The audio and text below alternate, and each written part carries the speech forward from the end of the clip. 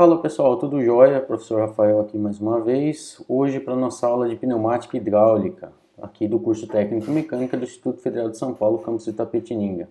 Sempre todos muito bem-vindos.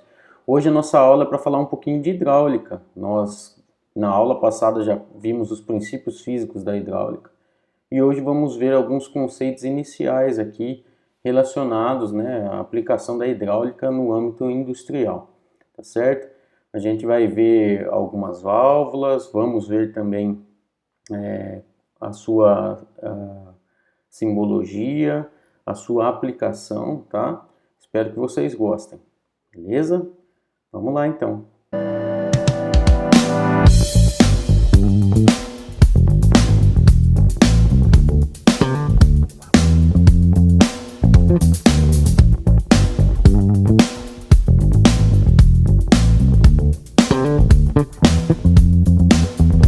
Como a gente não tem muito tempo e priorizamos falar um pouquinho mais de pneumática, a ideia é dar uma pincelada bem por cima aqui da parte de hidráulica, né? Tem muito mais coisa que a gente poderia ver do que isso que nós vamos mostrar hoje, mas pelo menos vocês vão ter um contato. Assim como na pneumática, né, as válvulas são elementos que a gente utiliza para comandar os atuadores, né? Obviamente, essas válvulas eventualmente podem ocupar um papel de comando, às vezes de sinal, né? Mas na hidráulica, em geral, os circuitos acabam sendo um pouquinho mais simples, né? Para máquinas industriais, né? A não ser quando a gente pega máquinas florestais, máquinas agrícolas, aí a gente tem uma hidráulica pesada, muitas vezes com válvulas proporcionais e os circuitos podem ser bastante complexos, né? Mas em geral, máquinas industriais são um pouco mais simples, né? As máquinas operatrizes, máquinas como prensas hidráulicas são geralmente um pouco mais simples, nada muito complexo. Nós não vamos chegar a ficar vendo exemplo prático aqui, mas a ideia é mostrar, né, alguns tipos de válvulas, alguns circuitos mais básicos aqui, para que vocês tenham um pouco de contato. Então aqui, ó, as válvulas elas vão exercer diferentes funções dentro do circuito hidráulico da mesma forma como a gente tem na pneumática. Então a lógica de trabalho, vocês vão ver que é muito parecida. Tanto que o desenho da válvula em si, em alguns casos, são idênticas às válvulas pneumáticas, né? Claro que a gente vai estar trabalhando com fluido diferente, e eu vou mostrar conforme forem aparecendo aqui, eu vou falar de alguns detalhes, algumas coisas que a gente tem que estar atento, né?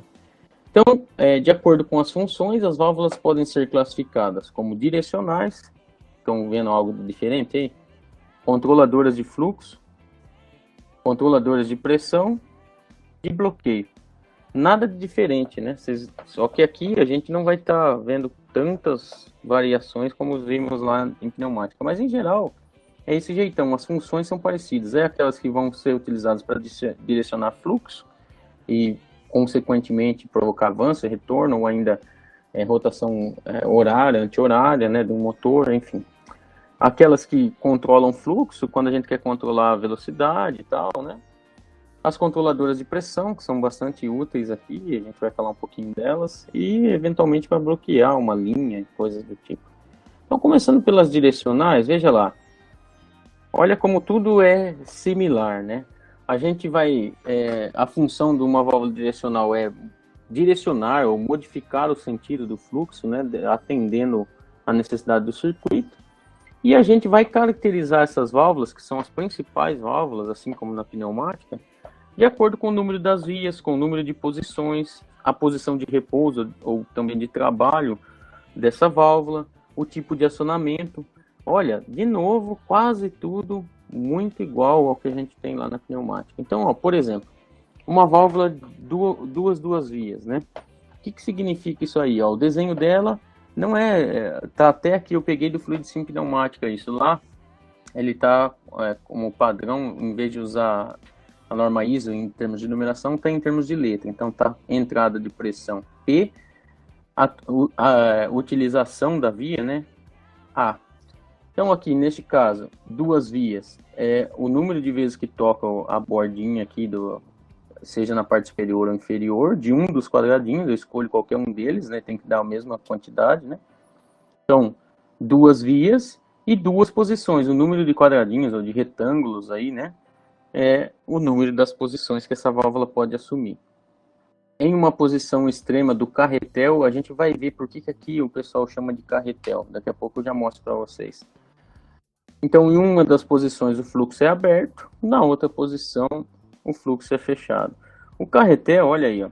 Qual que é a ideia? Por que o pessoal chama de carretel? É por causa desse formato, esse jeitão que tem aqui, ó, esse êmbolo que varia de um lado para o outro aí, ó, proporcionando o fechamento e abertura de um canal ao outro.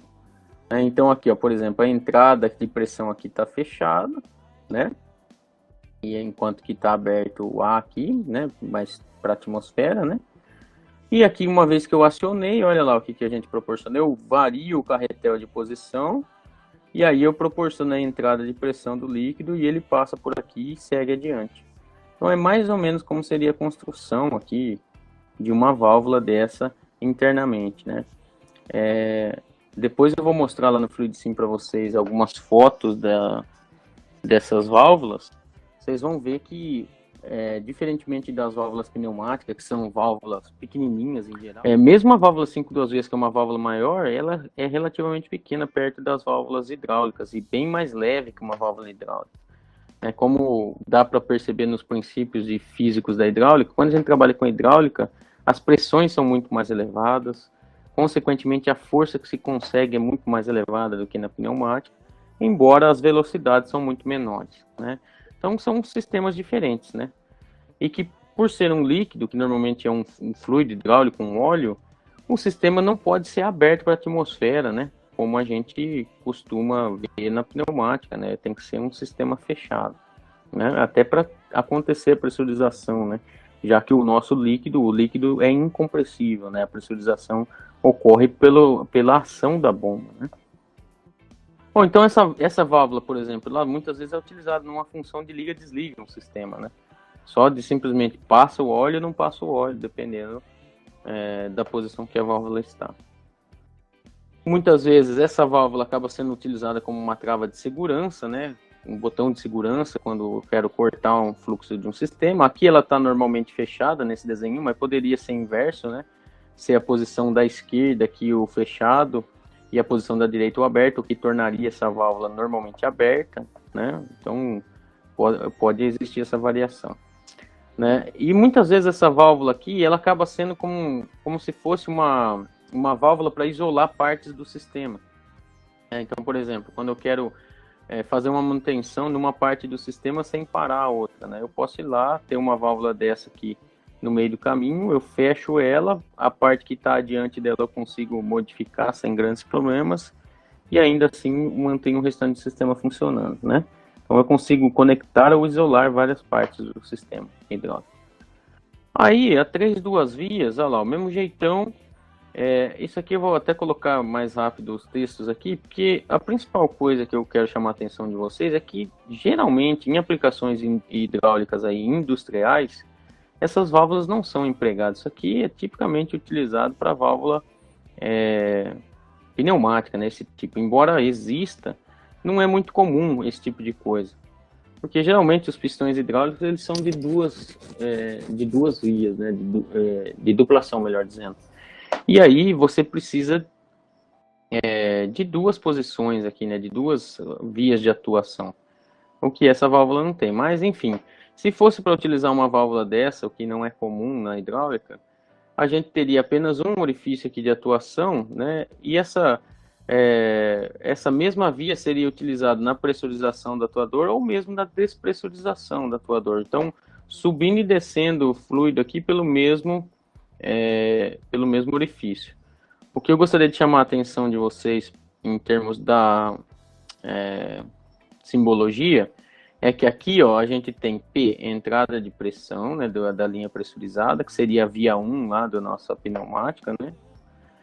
A utilização, né, que a gente usaria aqui para movimentar um motor hidráulico ou mesmo um atuador, né, um cilindro.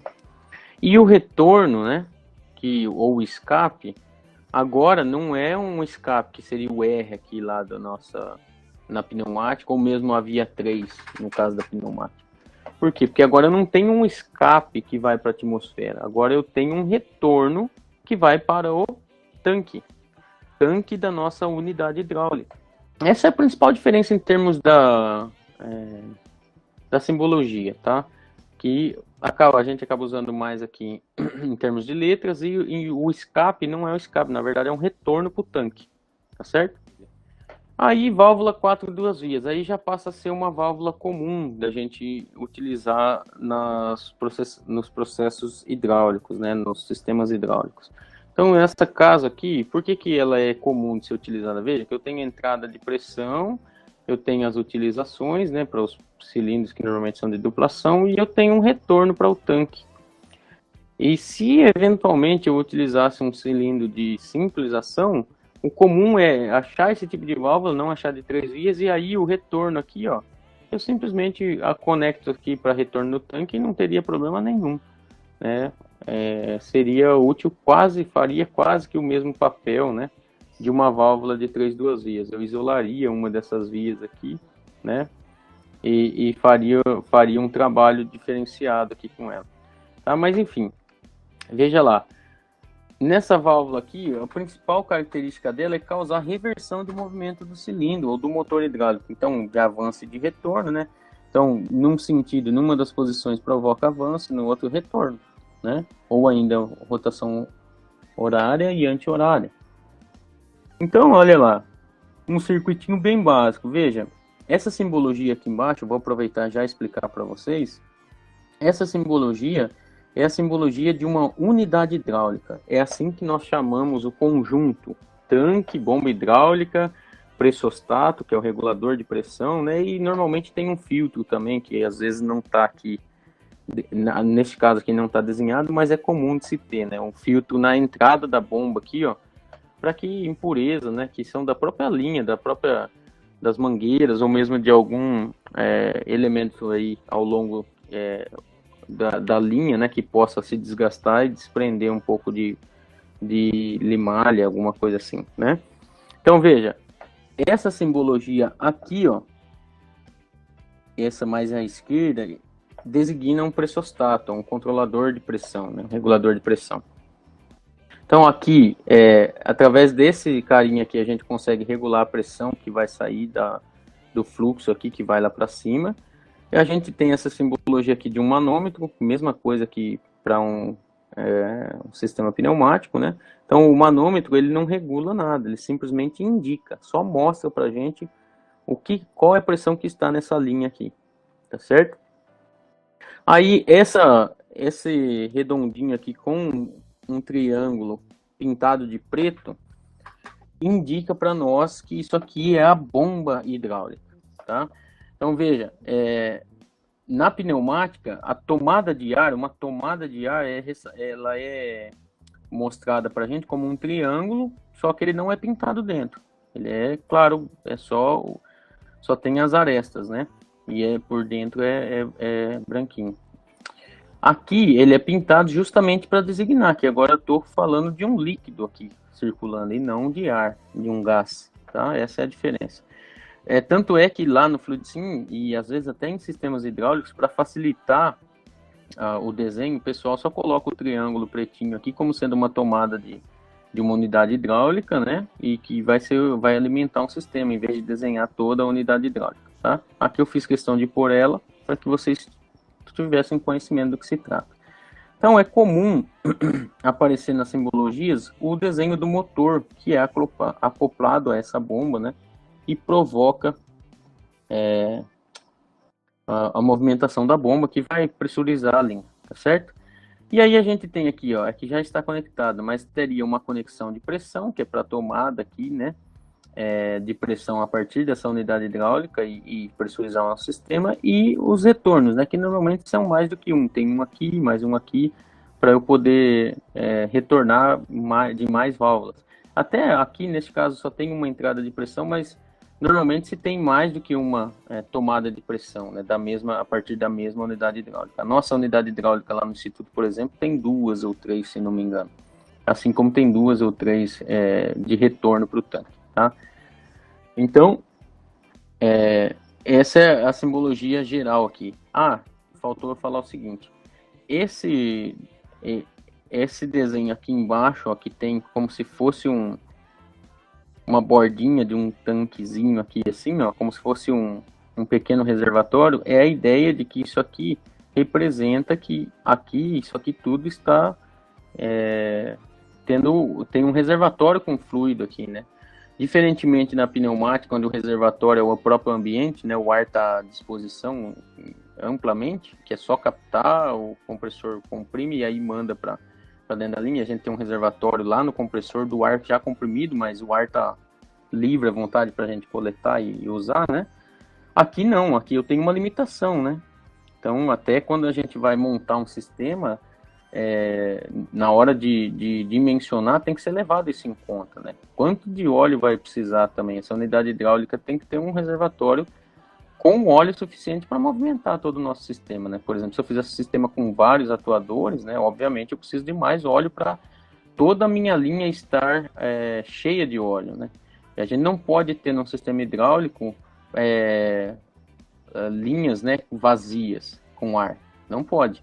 Senão a gente acaba tendo problema, né, de copo de Ariete, né?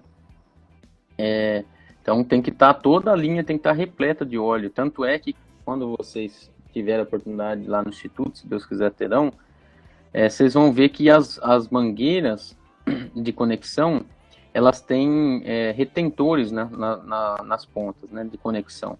As conexões são com retentor. Então a mangueira está o tempo todo cheia de óleo, né? Em nenhum momento ela está vazia de óleo.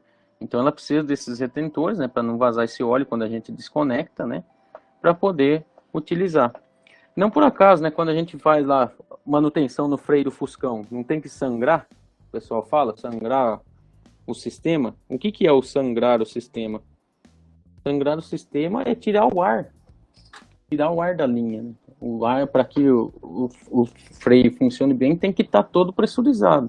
Se tiver ar no meio da linha, aí a gente sai andar com o Fusca e tem que ficar bombando o freio para conseguir frear, né? É como se a gente estivesse espremendo um monte de bolha de ar que tem lá, né? Para conseguir dar pressão e frear. E não pode, né? Tá certo? Tranquilo até aqui? Bom, então aqui, ó, fica mais escrito aqui para vocês terem marcado, mas a função principal de uma válvula como essa é reverter, né, reverter a movimentação. Quando eu aperto aqui, né, aqui eu fiz os desenhos como sendo uma válvula acionada manualmente aqui por um botão e com retorno por mola, mas lembre-se, eu poderia ter diferentes formas de acionamento aqui. Na hidráulica, por exemplo, é muito comum ter acionamento por alavanca, ao invés de botão. É mais comum até alavanca do que botão, né? Pode ser por pedal, né? Tem máquinas, inclusive, que às vezes o acionamento é num pedal, né? Às vezes o operador precisa estar com as mãos livres para fazer alguma outra atividade enquanto ele aciona a máquina com os pés. Então é bastante comum, né? Se a gente for pensar então nas máquinas florestais, máquinas civis aí que trabalham na construção civil, que usam muito de hidráulica, né? Então é fácil de pensar lá os tratores, a gente vê, né, as várias manivelas que o cara vai mexer numa grua, por exemplo, né? Uma manivela abre a grua, outra estica, levanta, enfim, né? Bastante comum. E aí, novamente, aqui como se fosse o desenho em corte dessa válvula, né? Então, conforme aqui antes de ser acionada, a gente tem a pressão passando de P para B, né? Para a via de utilização B. E aí, quando o carretel é movimentado, é apertado esse botão e o carretel movimenta-se para o outro lado, eu tenho P passando para A, né? E aí o B sendo despressurizado, né? Com um retorno lá para P. Ó. Então é bem simplesinho, né? Uma lógica bem simples. Maravilha.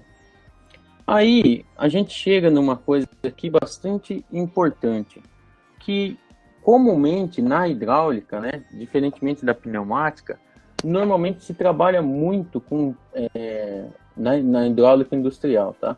Com válvulas de 4 vias e que tem 3 posições, como essas que eu coloquei aqui embaixo. Ó.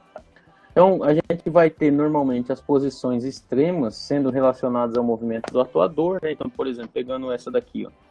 Se eu mexo a alavanca para um lado, eu forço que a pressão entre aqui e saia desse lado e provoca um retorno, por exemplo, de um cilindro. Se eu movimento para o outro lado, a pressão segue embora reto para cima e provoca um avanço. Então, os extremos estão diretamente relacionados com a forma como o nosso atuador vai estar movimentando, seja avançando e retornando, no caso dos atuadores lineares, seja rodando no sentido horário ou anti-horário, no caso dos atuadores dos motores, né, hidráulicos. E aí a posição central, e não por acaso a gente vai falar um pouquinho disso, dos tipos de centro, eles são projetados, né, de acordo com a necessidade ou a condição do sistema. Então, a gente vai ver em detalhe cada uma dessas quatro aqui. Existem outros tipos de centro, tá? Mas eu separei 4 dos principais aqui para a gente visualizar. Então, em alguns casos a gente tem centro fechado, como é o caso dessa daqui, centro aberto, como é o caso dessa outra, centro tandem, né, que leva esse nome aqui, como é o caso desse, ou ainda o centro aberto negativo, como é o caso desse aqui. A gente vai ver um pouquinho em detalhe cada um desses, né? Começando pelo centro fechado. Então, o que acontece nessa situação aí, ó? Quando a gente tem um centro fechado, né, ou seja, as 4 vias são fechadas na posição central, só para complementar que eu acabei de ver aqui, esse desenho aqui, ó, representa tanque, tá? Então, aqui, o que eu fiz? Eu fiz o nosso circuito um pouquinho diferente. Aqui eu tenho lá o tanque, o reservatório, um filtro, né, que é antes da entrada da bomba. A bomba só não está ligada ao motor aqui, não tá a simbologia do motor, mas a bomba aqui. O pressostato, né, o regulador de pressão, com o manômetro, indicando a pressão que está o sistema. E esses desenhos de tanque, né? Muitas vezes o desenho acaba sendo feito dessa forma por simplicidade, tá? Para ficar mais condensado. Tá? Mas é como se eu tivesse toda essa parte aqui de baixo, ó, tudo isso aqui é exatamente a mesma coisa que isso aqui, tá bom? Então tem basicamente algumas coisas omitidas, outras sendo mostradas. Aqui, por exemplo, está sendo omitido o filtro, mas está mostrando o motor. Lá está sendo mostrado o filtro e sendo omitido o motor. Mas é uma unidade hidráulica, é isso que eu quero que vocês entendam, tá? Na condição de centro fechado, uma vez que... Qual que é a vantagem e desvantagem disso aqui em relação a uma válvula de 2 posições? Na válvula de 2 posições, né, apenas para recapitular, você tem essa posição da esquerda e essa da direita. Então, ou o meu cilindro está todo recuado ou ele está todo avançado. Ele não para em posição intermediária. Conseguem enxergar isso? Se eu aciono, se a válvula está na posição da direita, que seria essa daqui, ó, o cilindro está retornado. Se ela está na posição da esquerda, o cilindro está avançando. E não tem, se eu voltar para a posição da direita, ele não chega no final do curso dele, ele já volta. Então não tem parada de meio de termo, né? Por exemplo, eu vou fazer uma prensa.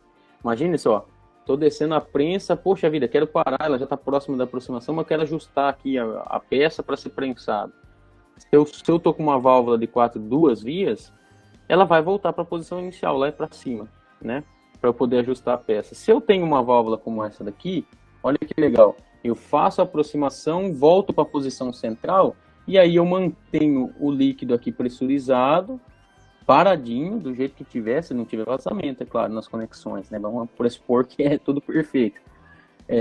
E o meu cilindro pode parar no meio do curso dele e vai ficar esperando lá. Esperando o quê? Ou eu retornar ele, mudando para essa posição, ou eu avançar ele de vez, mudando para essa posição, né? Então, assim, neste caso, permite que a gente tenha posições intermediárias no nosso atuador. E uma coisa a bomba estaria funcionando aqui, enquanto estiver na posição central para um centro fechado, a bomba está fazendo força aqui, ó. Ela está trabalhando em alta pressão, está fazendo força, querendo vencer essa restrição. Não vai vencer, mas vai ficar fazendo força, ou seja, está consumindo energia, está forçando o rotor, né? Enfim, essa é uma desvantagem desse tipo de válvula, tá certo? Tá claro até aqui? Uma outra vantagem é que a gente pode operar o sistema independentemente, né, da forma de suprimento. Então, por exemplo, imagine que aqui para baixo, ó, daqui para baixo, do Tzinho para baixo, é igualzinho aqui, ó, da mesma unidade hidráulica. Só cortei por causa do espaço do slide mesmo. mas eu tenha três atuadores interligados aqui, como é o caso desse, né? Todos eles da tomada de pressão. Eu opero cada um deles aqui independentemente um do outro, né? Em algumas situações a gente vai ver que dependendo do tipo do centro aqui, se eu tiver mais de um atuador pendurado na mesma tipo de conexão, não vai funcionar, porque não vai ter pressão, ele vai estar retornando para o tanque, né? Quando a gente tiver, por exemplo, uma válvula tandem. Né? Vamos lá, válvula de centro aberto. Olha aqui, agora eu não tenho T's trancando tudo. O que eu tenho? Eu tenho um centro todo aberto. E aí, o que isso traz para mim de vantagem, desvantagem? Né? Então, assim, ó, a vantagem neste caso, essa válvula de centro aberto, ela permite o livre movimento do atuador enquanto enquanto o fluxo da bomba é devolvido ao tanque. Então tem duas coisas aqui. Veja, vamos usar o circuitinho aqui do lado para vocês entenderem. Liguei esse nosso circuito, né? Fui lá e movimentei aqui com a alavanca para valer a posição da esquerda. Então eu fui lá, avancei o meu cilindro. No meio do caminho eu resolvo voltar para a posição central. O que vai acontecer? O que vai acontecer é o seguinte, o fluido aqui que vem vindo da bomba aqui de baixo, ó, vai ficar circulando aqui, ó, e voltando para o tanque. Ele vai ficar voltando para o tanque. Enquanto que aqui está com o fluido parado, e se tivesse um pouquinho avançado e eu quiser fazer uma força externa com a minha mão e voltar o cilindro para sua posição original, eu consigo fazer. Naquela outra, vai estar trancado. Eu não consigo de jeito nenhum. Posso fazer a força que for. E o cilindro não vai sair do lugar. O êmbolo não vai mudar nem para frente nem para trás. Aqui eu consigo. Se eu quisesse fazer uma aproximação devagar, puxando a mão, né? Como se fosse, imaginando que isso aqui fosse o carrinho de uma máquina ferramenta, né? Carrinho de um torno, né? De uma máquina operatriz. O carrinho porta-ferramenta, ou algo tipo. Imagina que eu quisesse, por algum motivo, não é comum isso, né? Geralmente a gente faz aproximando lá no manual e tal, né? Mas vamos supor que eu quisesse empurrar com a minha mão aquilo ali. Enfim, por alguma manutenção, para visualizar alguma coisa, enfim. Eu conseguiria fazer com uma válvula desse tipo. Se fosse da válvula do tipo anterior, eu não conseguiria, tá? Desvantagem, né? Nenhum outro atuador pode ser operado enquanto a válvula estiver centrada, né? Então, se eu tivesse conexões aqui, um T aqui, por exemplo, fazendo um outro atuador, enquanto tiver essa válvula no centro, eu não tenho pressão, por quê? Porque a minha bomba vai estar trabalhando, está simplesmente circulando o óleo aqui, ó, e não vai dar pressão, não tem restrição, né? Em vez dela fazer força e empurrar o outro atuador lá, como tem aqui uma forma do óleo, em vez de ir lá fazer força, ele vem aqui e circula para o tanque, né? Similar ao conceito que eu brinco que o ar comprimido é um bicho sem vergonha, né? Ele não quer saber de se submeter à restrição, ele vai para o caminho mais fácil. Aqui o óleo também, ele não vai fazer força lá, sendo que ele pode correr aqui para um caminho livre e voltar para o tanque. Ele vai ficar circulando. Então, essa é uma desvantagem de quando a gente usa esse tipo de válvula. Tá? Aí aqui é válvula de centro tandem, né? Então agora veja que é um mix, né, das outras duas, né? Eu tenho aqui em cima fechado e aqui embaixo um retorno, né? É a mudança que tem. Então veja, eu coloquei aqui para vocês, ó, algo similar. Então neste caso eu consigo um meio termo das coisas. Eu mantenho a minha bomba trabalhando aqui leve, vamos assim dizer, né, sem ficar forçando, porque está tendo uma circulação do óleo e ele vem, passa pela tubulação e volta para o tanque, e volta aqui e fica circulando.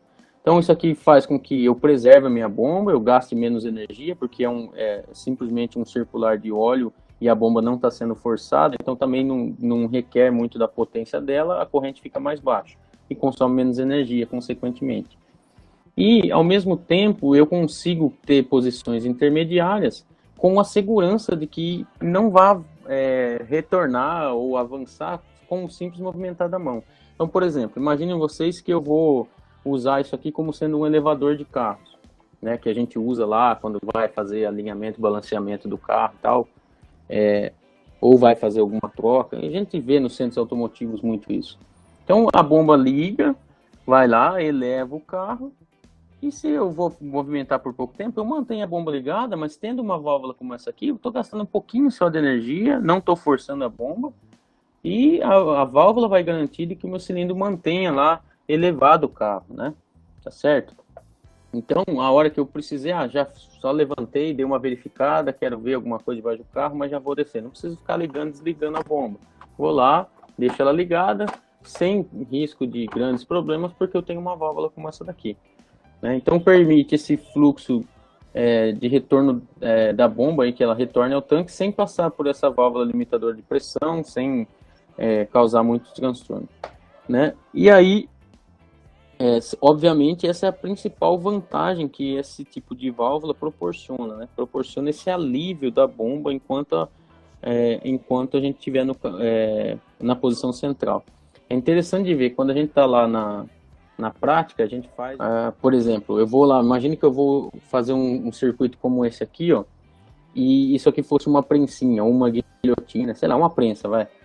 Avancei, prensei o que eu quero fazer, segurando aqui na posição da esquerda, avançou, mas aí eu quero manter prensado, mas sem ficar forçando a bomba, só para segurar, por algum motivo, aquela peça, sei lá. Vou lá e volto a minha posição à posição central e aquilo continua prensado, sem recuo aqui, porque está preso aqui, né? Certo? Se eu tivesse com uma situação como essa daqui, ó, bem rapidinho, vou voltar aqui, a de 2 vias, eu consigo fazer isso aqui como sendo uma prensa também, né? Se eu mantiver a posição da esquerda, se esse botão fosse com trava, por exemplo, ou fosse uma alavanca que conseguisse travar e não tivesse mola, eu deixo prensado lá, mas a bomba vai ficar o tempo todo fazendo toda a sua força para prensar aquilo, né? Quando às vezes é desnecessário, né? Se eu preciso fazer um trabalho, sei lá, vamos supor que eu prense para fazer uma usinagem, fazer um furo numa peça ou algo do tipo. Vou ficar forçando a bomba o tempo todo? Não, se eu tiver uma válvula como aquela em tandem lá que eu estava falando, eu posso prensar, deixar prensado, volto para a posição central aqui, não preciso ficar ligando e desligando a bomba, que normalmente a gente vai lá, faz uma usinagem rápida e volta, e eu não fico gastando, né, a vida útil da minha bomba aqui desnecessariamente. Bom, aqui basicamente mostrando, né, o carretel movimentando de um lado para o outro para a gente ter os esquemas, né, mas particularmente acaba sendo até mais fácil de visualizar pela simbologia do que pelo corte aqui, mas basicamente mostra a mesma coisa, né? Por fim, válvula de centro negativo, centro aberto negativo. Então, neste caso aqui, o que a gente tem? A gente tem uma operação independente dos atuadores, ligada à mesma fonte de energia, que é parecido àquela primeira, né, que o centro é fechado, mas ainda torna possível a movimentação, né, de cada atuador. Então veja, lá naquele primeiro caso, a gente poderia fazer vários atuadores ligados à mesma unidade hidráulica e eles atuarem independentemente, né, porque como está fechadinho aqui a entrada de pressão, eu tenho pressão na linha toda. Se tivesse circulando, eu perco a pressão na linha e não consigo atuar outro atuador que não esse, a não ser que eu deixe esse aqui forçado aqui na posição da esquerda e aí eu consigo atuar outro, certo? O que é meio português, né? Para poder atuar um, precisa atuar o outro, a não ser que seja a lógica peça isso, né? Mas aqui, neste caso, eu consigo movimentar esse atuador aqui à mão, né? Conforme aquele exemplo que eu dei, né? Ele está livre, não fica pressurizado essa linha aqui também, porque às vezes, quando a gente tem centro fechado, eu estou com uma bomba trabalhando pressurizada aqui, mas todo o resto do sistema também está pressurizado. Tanto é que quando a gente faz uma aula prática com os alunos lá, o que a gente recomenda para os alunos, né? Quando a gente vai fazer a conexão das nossas válvulas lá, que são todas com conexões rápidas, similarmente ao da pneumática, só que ali tem um sistema de retenção, né, para o óleo não vazar da mangueira, a gente faz as conexões, aumenta no pressostato a pressão da unidade hidráulica, da bomba, faz a circulação, até brinca com os alunos, tenta segurar o cilindro aí para você ver o quanto isso é forte, né? Só que na hora de desmontar, eu não desmonto as minhas mangueiras, desconecto elas com a pressão elevada. Por quê? Porque se eu fizer isso, eu vou estar tirando aquela mangueira e mantendo as, sei lá, 60, 80 bar de pressão que a gente usou para circular o óleo ali e fazer movimentar o circuito, vai estar dentro dessa mangueira. O que vai acontecer? Os retentorzinhos que existem na ponta deles lá, para não deixar vazar óleo, com o tempo vão para o beleléu. Então, o que a gente faz? A gente, antes de desmontar, abaixa a pressão da unidade hidráulica para bem baixo, 10 bar, 6 bar, o quanto der para baixar, circula o nosso circuito, faz ele funcionar para frente e para trás, lá, o atuador, em pressão baixa. Por quê? Porque daí eu faço com que entre óleo aqui, ó, circule óleo por toda a minha linha em pressão mais baixa. E aí eu posso desmontar e guardar essas mangueiras, tendo certeza de que não vai acontecer de um retentor espanar, né, entre aspas, abrir o bico e acabar vazando todo o óleo da mangueira, tá certo? Então são pequenas atitudes que a gente tem que ajudar a preservar os nossos... No caso da escola, é um equipamento que tem todo esse esquema para a gente poder montar e desmontar 300 mil vezes lá e usar com todos vocês, né? Mas, eventualmente, na vida profissional de vocês, talvez vocês se deparem com algo parecido. Não é muito comum fora da academia, mas, eventualmente, vocês tenham também mangueiras lá com retentores, né, com conexão rápida. E aí é uma dica que eu passo para vocês, né? No desmontar, né, circule o óleo a baixa pressão para que não fique forçando desnecessariamente. Bom, aqui a vantagem desse tipo de centro é que as linhas de atuador não têm aumento na pressão quando a via P é bloqueada. Então, isso é uma outra vantagem. Enquanto não estou usando, bloqueei aqui a central, estou na posição central, bloqueei a pressão, aqui está livre. Vai ficar com óleo aí e tal, mas está livre. Se eu quiser movimentar a mão, eu movimento, e também não fica forçando essas linhas aqui enquanto não está sendo utilizado, né? Então, veja que cada tipo de centro promove uma vantagem e uma desvantagem. Qual eu devo escolher? Qual é a melhor? Depende. Depende do que o meu circuito pede. O que eu preciso? Dependendo do circuito que eu quero montar, a utilização que vai ter, eu escolho um centro de válvula ou outro para minha válvula de 4-3 vias. Só existem essas 4? Não. Existem outras, mas até no Fluidicine eu vou mostrar para vocês. Mas eu quis mostrar os principais aqui, né, para vocês.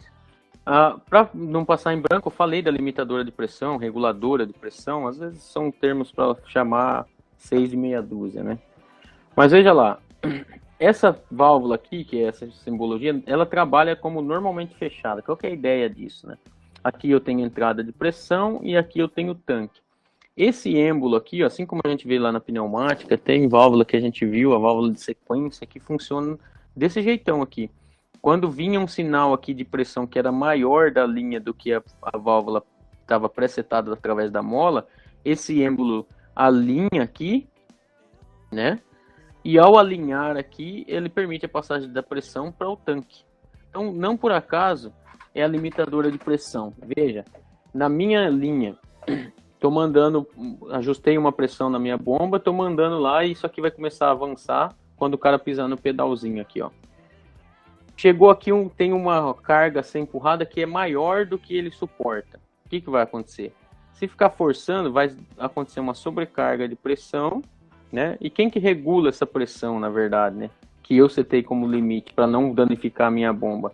Esse carinha aqui, ó, né? Então, quando a pressão aqui estiver muito elevada, além do que eu presetei através dessa molinha, o que ele faz?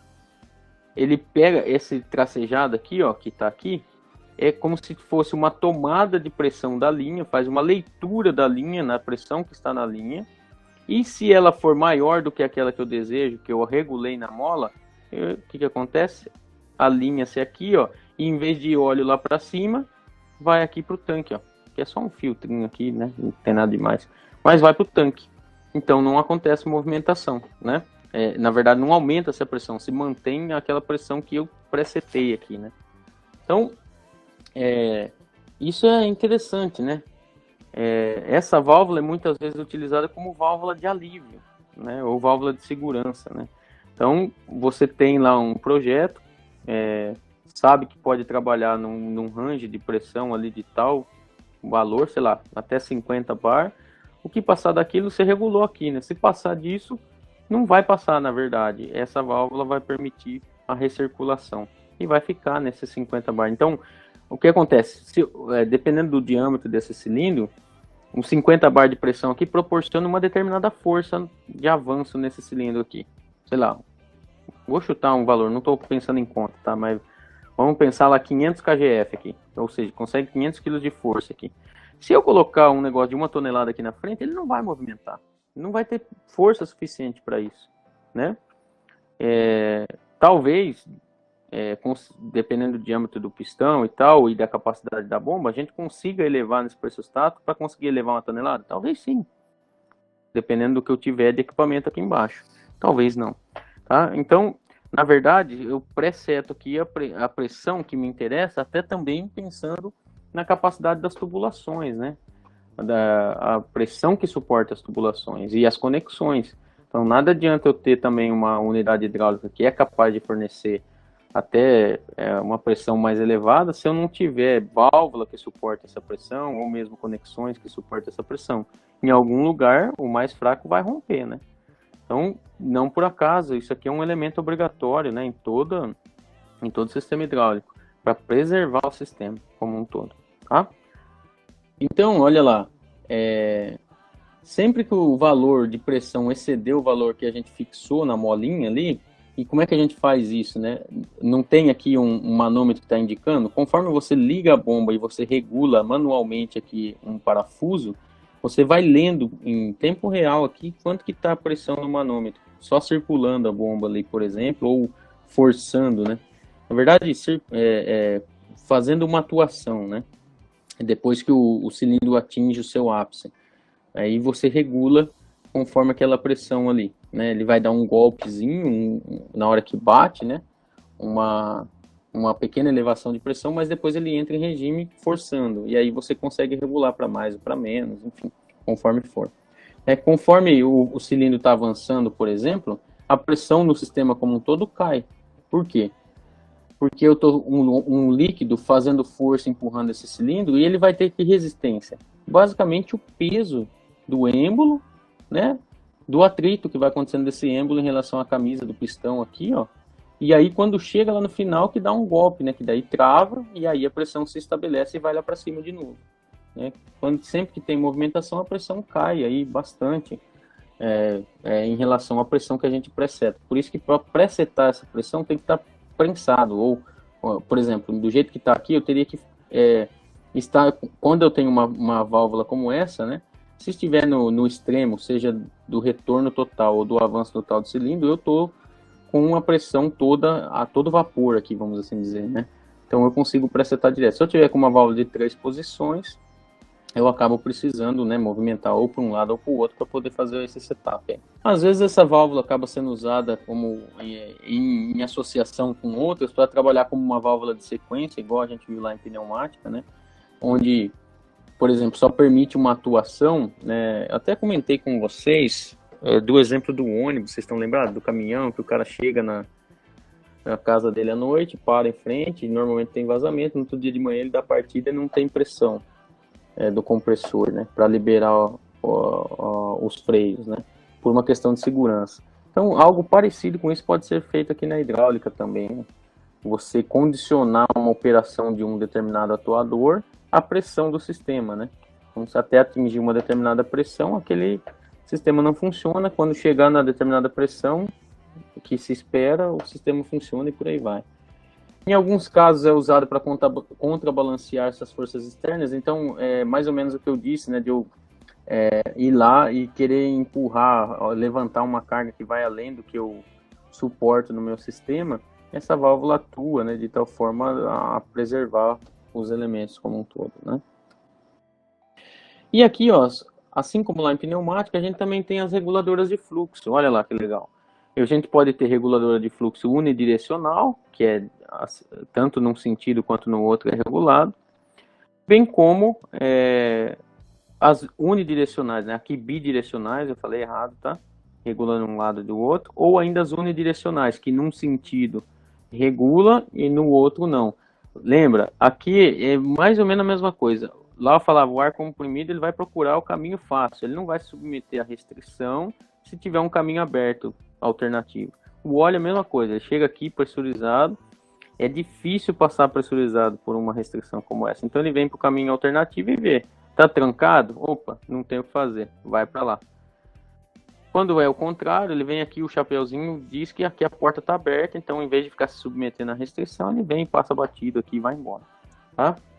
Então, o princípio de utilização disso aqui é exatamente o mesmo, né? A gente aplica isso aqui em sistemas hidráulicos quando a gente quer obter um controle da velocidade do atuador, deixar ele mais lento do que normalmente, né? Em relação à sua operação natural. É bastante utilizado isso? Para a hidráulica, os movimentos normalmente são lentos, então, mas em alguns casos você precisa controlar a velocidade, mesmo sendo lento, já lento naturalmente, às vezes a gente precisa controlar a velocidade de avanço, principalmente em máquinas de precisão e tal. Então, isso aqui pode ser utilizado sim, tá? Embora menos frequente do que num sistema pneumático, tá? Por fim, são as últimas duas telas que eu quero falar para vocês. A gente tem tem até mais métodos, mas dois métodos básicos de controle de fluxo. Mesma história que eu fiz lá, falei para vocês em pneumática. A gente pode controlar na entrada, que muitas vezes vocês vão ver nos livros aí chamado de método meter in, né, que basicamente significa, traduzindo não literalmente, né, como controle na entrada. Então, o que acontece? O que é na entrada? Na entrada do pistão. Eu faço aqui, ó, quando eu pisar nesse pedal e essa posição estiver valendo, tá subindo o óleo aqui, ele chega aqui, ó, tenta passar pro lado de cá, mas tá fechado a porta. Então, ele se submete à restrição e vai passar menos óleo para cá, mais devagarzinho para cá, e consequentemente, como passa menos óleo por tempo aqui, a velocidade desse bicho aqui vai ser diminuída. A diferença é, lá nós teríamos uma irregularidade, né, por conta da compressibilidade do ar. Vai entrar pouquinho ar, vai expandir a câmara aqui, cai a pressão e fica aqueles soquinhos, né? Aqui não, aqui como é incompressível, esse efeito é pouco sentido, né? Existe diferença? Existe, né? Mas você tem um movimento um pouco irregular? Pode acontecer, mas é menos suscetível do que quando a gente está com um sistema pneumático, tá? Então, olha lá, ó, essa aqui eu tentei dar um zoom, né? Não ficou muito legal, mas a ideia dessa imagem aqui é que o chapéuzinho está assim para cima, né? Então, subindo o óleo aqui está regulando, descendo não está regulando. Então, eu estou regulando pela entrada do pistão, do avanço, né? Então, basicamente seria desse jeitão aqui, enxergando um pouco maior, né? Da válvula de comando aqui, ó, vindo da válvula de comando, entra o óleo pressurizado aqui, entra na válvula reguladora de fluxo, controladora de fluxo, tanto faz, né? E aí eu tenho um fluxo controlado entrando aqui mais lentamente, né? E vai empurrar isso aqui um pouco mais lentamente do que normalmente faria. Então, controle na entrada. Aí a gente pode ter o controle meter out, ou ainda controle na saída, a mesma coisa. Veja, lá, quando tiver vazando aqui, subindo, veja que eu estou falando de controle de avanço nas duas situações, tá? De velocidade de avanço, mesmo estando nessa posição. Quando o óleo está subindo aqui para provocar retorno, ele vem aqui, ó, ele não vai se submeter à nossa restrição, né? Ele está vindo aqui, ó, não vai pelo caminho difícil, está aberto do lado de cá, ele vai subir normalmente. Então, mesmo estando aqui na direita, eu ainda estou falando de controle de velocidade de avanço, para exemplificar esse controle pela saída. Então, quando o óleo estiver descendo aqui, né, vindo de cima para baixo, aí sim, ele não tem escapatória, a porta está fechada, ele tem que vir pelo controle de fluxo. E aí o que acontece nessa situação? Eu tenho, aqui vindo o fluxo controlado, eu tenho toda a pressão disponível aqui, né, na ponta do meu pistão. Essa é a grande diferença que a gente tem, né? Toda a pressão que vem diretamente aqui, ó, quando está a posição da esquerda, diretamente da bomba hidráulica, com um pouco de perda de carga ao longo do caminho, né? Mas eu tenho toda a pressão disponível. Esse elemento, quando está aqui na entrada, ele é um efeito de causador de perda de carga aqui também. Então, um dos efeitos que se tem quando eu faço um controle na entrada é que eu perco um pouco, né, de força nesse pistão. tá? Que normalmente não é grande problema, porque nas pressões que se trabalha as forças são elevadíssimas. Então essa perda acaba não sendo tão significativa, a não ser que a carga a ser levantada ela seja bastante elevada, né? Então, essa é uma vantagem, mas uma desvantagem desse sistema aqui é que eu vou estar trabalhando com uma pressão significativa sobre essa válvula aqui, né? O que pode fazer com que a sua vida útil diminua, né? Em relação a uma que trabalha na entrada. Bom, pessoal, então essa foi a nossa aula. Espero que vocês tenham gostado. Aqui estão as referências que foram utilizadas para a construção. E a gente vai ficando por aqui, então. Com certeza, espero ver vocês aqui na próxima. Um grande abraço e até lá!